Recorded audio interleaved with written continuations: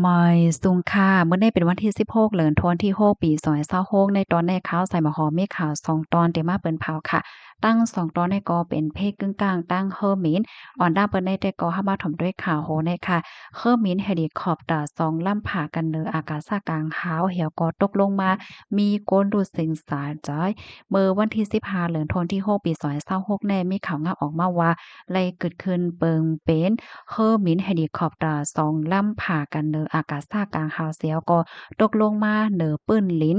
ตั้งปอดวันโตกของเวงดีโอเดอจาเนโรเมืองบราซิลเฮ็ดให้กวนอันขี่เนอเฮอและกวนเหตุการณ์เนอเฮอทั้งหมด6ก็รู้สึกสาใจกว่า ไล่รับรู้ว่าเครื่องบินเฮลิคอปเตอร์ลำหนึ่งในตกลงมาตีอันเปิ้นกึดก้าของคอมพานีขายก๊าเมื่อพวงนั้นก็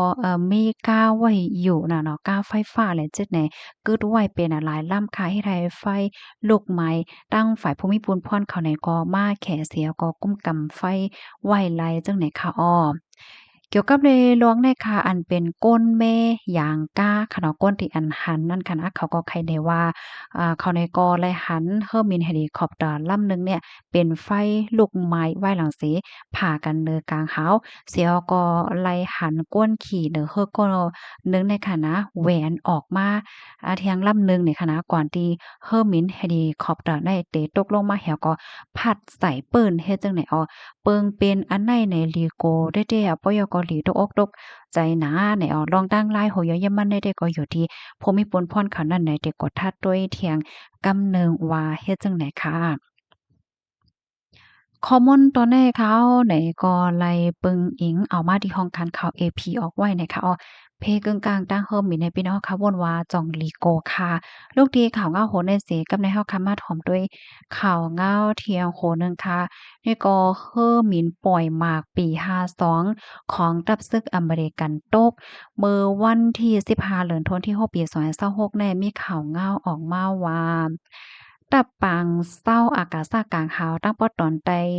ของแคลิฟอร์เนียค่ะเนาะได้ออกมาเปิ้นผาลาดว่าเคอมินป่วยหมากปี52Stardust เนี่ยค่ะเนาะ Stardust เนี่ยค่ะของรับซื้ออากาศกลางหาวของอเมริกันค่ะเป็นเพกึ่งกล้าเสียวก็ตกอำหึงสังวายหลังเสหมินเคินเนอรันเวย์จังเนี่ยค่ะเฮิ่มหมินปล่อยหมาก อันในไหนเนาะก็จางหมิ่นไล่ตั้งสูงมันในถึง50,000ฟุต50,000เปค่ะเมื่อพ้องดีเฮอหมินโยโย่ปกติและเจ้าเหนือได้ก็คาเดหมินไล่ตั้งสูงมันใน35,000เฮงเปนั่นน่ะเนาะเฮียก็จ้างต่างหมากในไล่นักถึง70,000ป้อนไหนเจ้าไหนนอกเลยเซนั่นยาวไหนย่างจางเถียมน้ำมันไล่เหนืออากาศกลางหาวเที่ยงไหนค่ะ ข้อมูลในกอคาเลปุยมาที่ห้องการข่าวไทยรัฐต่างไว้ในออลองตั้งไล่หัวย่อยมันเป็นจังหื้อในนั้นแต่ก็ตั้งฝ่ายภูมิพลพ่นเขาในก็ที่ก็ทัดด้วยเถียงกำเนิงให้ไหนค่ะในก็เป็นเพศกึ่งกลางฝ่ายตั้งกลางหาวค่ะเนาะพี่น้องเฮาเขาถ่อมกันอยู่ที่ไรตั้งไหลต้องตักกันมาไลในค่ะกับในเฮาค่ะมาเคียวองด้วยขันแลกมันเอ็ดหนึ่งค่ะเนาะ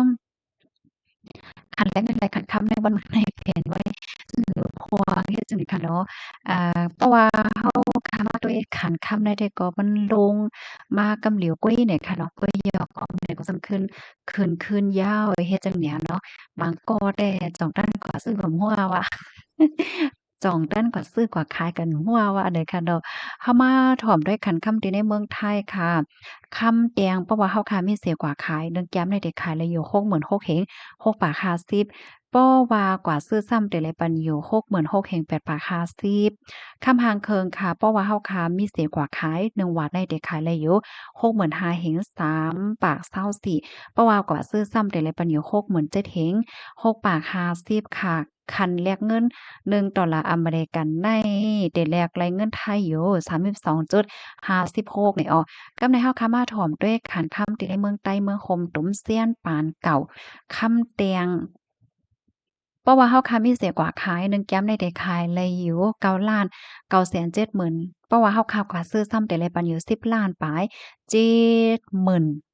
คำหางเคิงเพราะว่าเฮาค้ามีเสียกว่าขายเนื่องจากไม่ได้ขายเลยโย9,380,000เพราะว่ากว่าซื้อซ้ำแต่เลยปันอยู่9,480,000กำไรเฮาค้ามาถ่อมด้วยแทงเซียนปานใหม่ค่ะเนาะคำเตียงเพราะว่าเฮาค้ามีเสียกว่าขายเนื่องจากไม่ได้ขายเลยโย9,800,000กำไรเฮาค้ากว่าถ่อมด้วยแทงปกว่าซื้ออะเนาะเมื่อไกกว่าขายกำไรกว่าซื้อได้เลยปันอยู่9,900,000เต็มนะกำไรคำหางเคิงเพราะว่าเฮาค้ามีเสียกว่าขายเนื่องจากไม่ได้ขายเลยอยู่9,220,000เพราะว่ากว่าซื้อซ้ำแต่เลยปันอยู่9,320,000ว่าจังไหนคะอันนี้ก็เป็นคันคำที่ในเมืองใต้เมืองคมตุมจังไหนคะกำไรเฮาค้ามาด้วยขันแลกเงินอีกหนึ่งเนาะ เพราะว่าเฮาค่ะเอาเงินไทยแลกเงินมาน1เสียในเดือนแรกปันอยู่7บาท75เพราะว่าเอาเงินมานแลกเงินไทย1เสียในเดือนแรกแลอยู่7บาท55เนี่ยค่ะ$1อเมริกันแลกได้เงินมา4เฮง2บาท20 1ยูโรแลกได้4เฮง8บาท70$1สิงคโปร์แลกได้3เฮง2บาทปลายเศร้า1หยวนแลกได้6บาท21$1ออสเตรเลียแลกได้2เฮง9บาท71ค่ะเพราะว่าเอาเงินมาเสียแลกเงินนอกเมืองค่ะเนาะ $1ในเดลัยปันอยู่4เฮง3ปาก30 1ยูโรเดลัยปันอยู่5เฮงเต็ม$1สิงคโปร์แลปัน3เฮง3ปาก30 1หยวนเดลัยปันอยู่6ปาก38$1ออสเตรเลียเดลัยปันอยู่3เฮงปลาย